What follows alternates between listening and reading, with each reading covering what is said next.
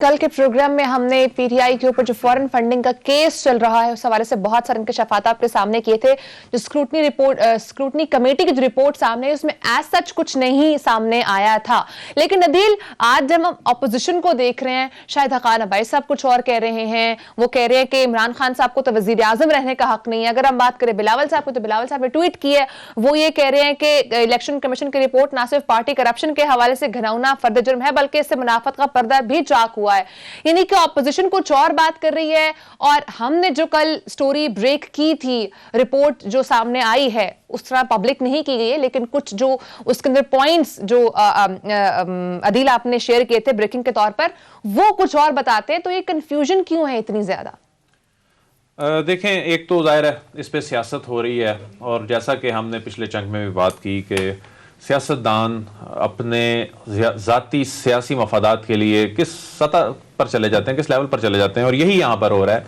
और दोनों सियासी जमातों के अपने पार्टी फंडिंग स्क्रूटनी कमेटी में हतमी मरहले में हैं। जो नज़ीर Pakistan Tehreek Insaf party funding case में इलेक्शन कमीशन ऑफ पाकिस्तान ने स्क्रूटनी कमेटी की रिपोर्ट की रोशनी में सेट करनी है, उसका इतलाक उन पर भी होगा। मिसाल के तौर पे इस कंफ्यूजन को खत्म करने के लिए, ये जो स्पेकुलेशन खत्म करने के लिए रिपोर्ट पब्लिक कर देनी चाहिए। पब्लिक हो गई है ना, रिपोर्ट तो पब्लिक हो गई। जब फ्री कैन को चलेगी पब्लिक हो गई, उस पर कोई मोहर तो लगानी नहीं है कि जी अब पब्लिक है। अच्छा, अब इसमें हो ये रहा है कि इन्होंने कहा जी हमारी रिपोर्ट्स आने से पहले पहले इस पे जितना खेला जा सकता है खेल लें। यही वजह है कि कल पाकिस्तान तहरीक इंसाफ ने दरख्वास्त भी दायर की थी कि इनको क्लब कर दिया जाए। उनका मकसद ये था, क्योंकि जो प्रोपेगेंडा होना था। इसमें एक बड़ी इंपॉर्टेंट बात है जो कल हम जिक्र नहीं कर सके थे। इसमें वो बात है पैराग्राफ आखिरी जो है, जिसमें कंक्लूड किया है स्क्रूटनी कमेटी ने अपनी इस रिपोर्ट को, गालिबन पेज नंबर 96 है। एक बड़ी अहम बात जो है, जो नजरअंदाज हो रही थी। देखें, फॉरेन फंडिंग का इल्जाम साबित नहीं हो सका, प्रोहिबिटेड फंडिंग कमेटी ने लिखा नहीं है। अब लोग अपनी अपनी तौजीहात पेश कर रहे हैं। वो जी फलाना नाम चूंकि कमेटी की रिपोर्ट में लिखा है वो पाकिस्तानी नहीं लग रहा, तो ऐसा लग रहा है गैर मुल्की है। वो फलानी एसोसिएशन ने वो दिया, लेकिन कमेटी ने कहीं नहीं लिखा कि ये प्रोहिबिटेड फंडिंग पाकिस्तान तहरीक इंसाफ ने। सोर्सेज के हवाले से भी कोई बात डिस्कस नहीं की गई। लेकिन इस पर एक एतराज शाहिद हक़ान अब्बासी साहब का भी सामने आया, वो सुन लें, फिर उस पर हम क्वेश्चन कर लेते हैं। नाज़रीन जरा ये सुनिएगा। में एक टेक्सास के अंदर, एक कैलिफोर्निया में पीटीआई के रजिस्टर्ड जो ऑफिसेज हैं, वहां पर उन दफ्तरों का इस्तेमाल करके दो कंपनियां बनाई गई। दोनों कंपनियों के चेयरमैन इमरान खान साहब हैं। दोनों कंपनियों के फैसले करने वाले इमरान खान साहब हैं। क्या किसी पाकिस्तानी पॉलिटिकल पार्टी को यह इजाजत है कि दूसरे मुल्कों में जाकर कंपनियां बनाए? ये क्वेश्चन कि क्या किसी सियासी जमात को इजाजत है कि वो बैरून मुल्क जाकर कंपनियां बनाए? ये है अवाम को बेवकूफ बनाना। पाकिस्तान मुस्लिम लीग नून की अपनी कंपनियां बैरून मुल्क में रजिस्टर हैं, जिनसे वो फंड रेजिंग करते हैं। पाकिस्तान पीपल्स पार्टी बैरून मुल्क से इस तरह से फंड रेजिंग करती है। लेकिन देखें, अब जो टीवी स्क्रीन पे ये जो बंदा सुन रहा होगा, वो तो यही समझेगा कि इमरान खान ने पता नहीं दो कंपनियां बनाई होंगी वहां पर, और उनके जरिए या मनी लॉन्ड्रिंग करते होंगे या गैर कानूनी तरीके से पैसा इकट्ठा करते होंगे। ये इनकी अपनी सियासी जमातों की रजिस्टर्ड कंपनियां इलेक्शन कमीशन ऑफ पाकिस्तान में ये दस्तावेजात जमा है। पीएमएलएन जो है वो जिस तरीके से, यही अनफॉर्चुनेट है कि किस तरह से लोगों का ट्रस्ट उठाया जाता है, और ऐसे लग रहा है कि वो कंपनियां पता नहीं कितने घिनौने मकसद के लिए जो है वो इस्तेमाल हो रही हैं। इनकी अपनी कंपनियां किस मकसद के लिए कंपनीज इस्तेमाल हो रही हैं, चाहे वो नून लीग की हैं, चाहे वो पीटीआई के लिए, ये साबित होना एक बहुत इंपॉर्टेंट पॉइंट। इस प्यार से आज सिविल मिलिट्री ताल्लुकात के हवाले से भी सवाल किया गया कि पिछले साल बेहतरीन रिलेशन थे सिविल मिलिट्री, इस साल ताल्लुकात कैसे हैं? इस साल सिविल मिलिट्री रिलेशंस किस तरह के हैं? इस हवाले से डीजीआईएसपीआर ने क्या जवाब दिया, आपको ये सुनवाते हैं। सिविल मिलिट्री रिलेशन की बात की, अल्हम्दुलिल्लाह कोई उसमें मसला नहीं है। शाम को टीवी प्रोग्राम में हर जगह पे एस्टेब्लिशमेंट ने ये कर दिया, उसने वो कर दिया। मेरी आपसे रिक्वेस्ट है कि एस्टेब्लिशमेंट को इस बहस से बाहर रखें। अदील, डीजीआईएसपीआर साहब ने क्लियर किया है कि ताल्लुकात जिस तरह के भी हैं, हमें इस चीज में इन्वॉल्व ना किया जाए। क्या कहेंगे आप? बिल्कुल, इस तरह की बात करके इदारों को पॉलिटिसाइज किया जाता है, और इन्होंने बिल्कुल ठीक कहा कि इनको इससे दूर रखा जाए। लेकिन जो सियासी जमातें ये दावा करती रहीं कि फौज को और सियासत के हवाले से वही जबरदस्ती घसीट के ले आती हैं, और फिर ये मौजूए बहस बन जाता है। रिलेशन गुड होना इज अ गुड स्टफ। दूसरी बात यह है कि ताल्लुकात क्यों खराब हों?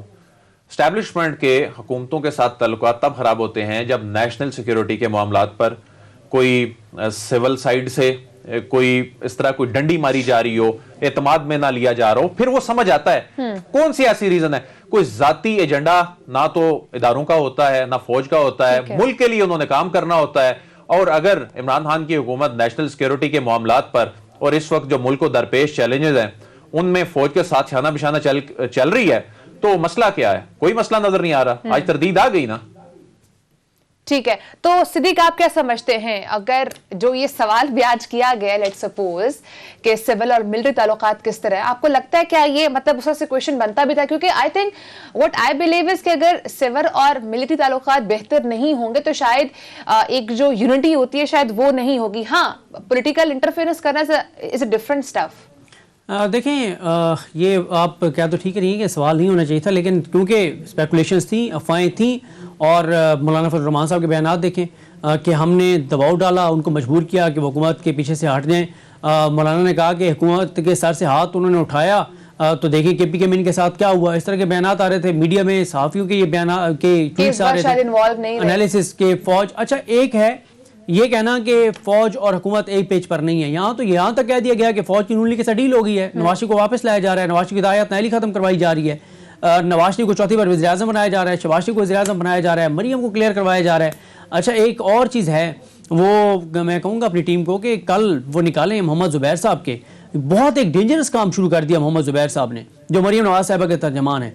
उन्होंने TV चैनल्स पर बैठ कर ये कहना शुरू कर दिया है कि जनाब मैं आपको क्लियर बता रहा हूँ कि इस्लामाबाद हाई कोर्ट मरियम नवाज साहिबा को बरी कर रही है।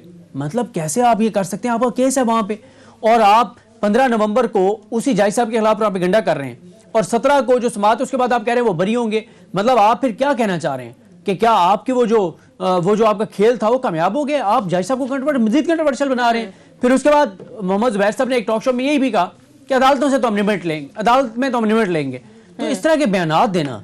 और हमारे साथ वो शॉट मौजूद है, हम वो सुनवा देते हैं कि मोहम्मद ज़ुबैर साहब इस हवाले से क्या फरमा रहे थे। सिद्दीक इतने यकीन से क्यों कह रहे हैं ये मामला ओवरटर्न हो जाएगा और वो उनको रिलीफ भी मिल जाएगा? यही तो मैं सवाल उठा रहा हूँ, यही तो हम सवाल उठा रहे हैं कि भाई अदालत में केस है और आप ऐसे यकीन से कह रहे हैं कि जैसे पता नहीं आपको बता दिया गया हो कि मरियम साहब ने फैसला क्या हो रहा है। और फिर आप ये तासुर, एक तरफ आप दो चीजें इकट्ठी की इन्होंने, एक तरफ ये तासुर दिया कि फौज के साथ डील हो गई है, दूसरी तरफ तासुर ये दे रहे हैं कि इस्लामाबाद कोर्ट उनको बरी करने जा रही है। केस अभी एक तरह से मेन जो डील की वजह से रिलीफ मिल रहा है। बिल्कुल। अच्छा, मैरिज के ऊपर जो केस है वो अभी एक समाअत हुई है, ये 2 समाअतें हुई हैं, अभी तो उसने आगे चलना है। और अभी से इनका ये कहना कि वो कैटेगोरिकल कह रहे हैं कि मरियम साहबा को इस्लामाबाद कोर्ट बरी करने जा रही है, तो ये तो मजीद जो सवालात हैं आमिर फारूक साहब और मोहसिन अतरकैनी साहब जो 2 मुअज़्ज़िज़ जजेस हैं उनके ऊपर और ज्यादा ये उनको कंट्रोवर्शियल कर रहे हैं, ये कह करके वो उनको बरी करने जा रहे हैं। इस तरह के बयान से मेरा ख्याल है इनको देखें, अगर कोई PTI वाला ये बैठ के कहता है कि जी मैं आपको 100% बता रहा हूं कि इनको इस्लामाबाद कोर्ट कन्विक्ट करेगी, तो कोहराम मच जाता है यहाँ पे मीडिया के ऊपर कि जी ये हुकूमती बंदा कैसे कह रहा है कि इस्लामाबाद कोर्ट इनको कन्विक्ट करने जा रही है और सजाएं सुनाने जा रही है। लेकिन नून लीग के मरियम नवाज साहिबा के नवाज शरीफ के तर्जमान, और याद रखें ये कौन है तर्जमान, मोहम्मद ज़ुबैर साहब, वही हैं जो मुलाकातें करने गए थे और बाद में फिर बता दिया था मेजर जनरल बाबर इफ्तिखार साहब ने कि 2 बार आए थे, अर्जी लेकर फरियाद लेकर आए थे कि जी मेहरबानी करें, शफकत करें, मोहब्बत का इजहार करें, माफ कर दें, गुडविल जेस्चर दें। तो ठीक है, यानी कि जहां पे वोट को इज्जत देने की बात की जाती है वहीं पर खुद ही इन डील्स में इन्वॉल्व भी होते हैं, डील करवाने के लिए एक मीडिएटर का रोल भी प्ले कर रहे होते हैं।